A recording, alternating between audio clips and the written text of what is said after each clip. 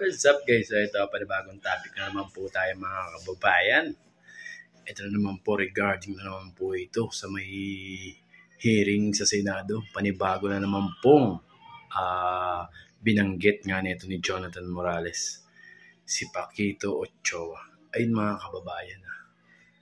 Kayo ba? Naniniwala pa ba kayo sa pinagsasabi ni Morales? Para po kasing lahat na lang ng binabanggit niya is ang sinasabi puro kasinungalingan mga kababayan.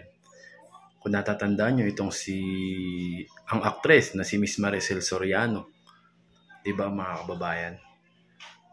Hindi rin totoo itong ibinibintang sa kanila ni Pangulong Bongbong Marcos. Walang konkretong ebidensya, walang konkretong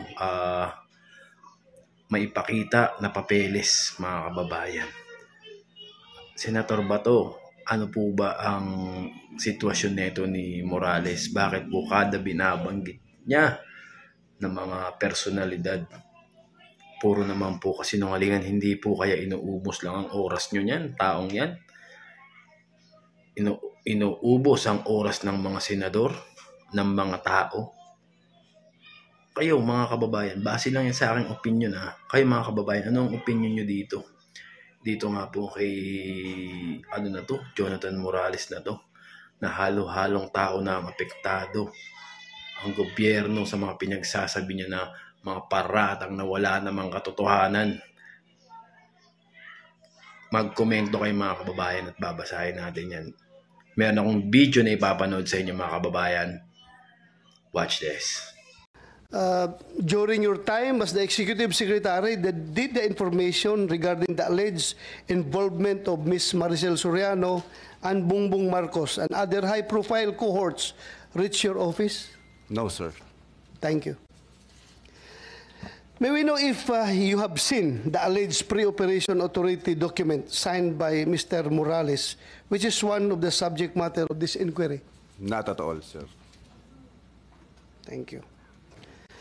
During our first hearing, Mr. Morales claimed that you commanded ASIC Gadapan and the PDEA to stop the operation against Ms. Maricel Soriano and Bongbong Marcos and other high-profile cohorts and disregard the request for pre-operation authority. Anong masasabi mo dito, sir? As I earlier mentioned, I don't even know him, and I don't recall of any occasion that we have met or even talked. So I completely deny that I have made those instructions as alleged. Ayun nga mga kababayan, narinig nyo naman po ang sinabi nga po neto ni Executive Secretary Paquito Ochoa Jr. mga kababayan, na pinasinungalingan nga po ito nga pong sinasabi nga nito ni Morales. So ayun, kayo mga kababayan, ano pong masasabi nyo dito mga kababayan? Ano sa tingin nyo? Base lang to sa aking opinion ng aking sinabi. Kayo mga kababayan, kayo na po humusga, i-comment down below nyo po kung ano ang inyong masasabi at kung pabor ba kayo dito at kung nasisinungalingan na din ba kayo kay Jonathan Morales. So ayun mga kababayan, mag-ingat tayong lahat. God bless us all. Thank you.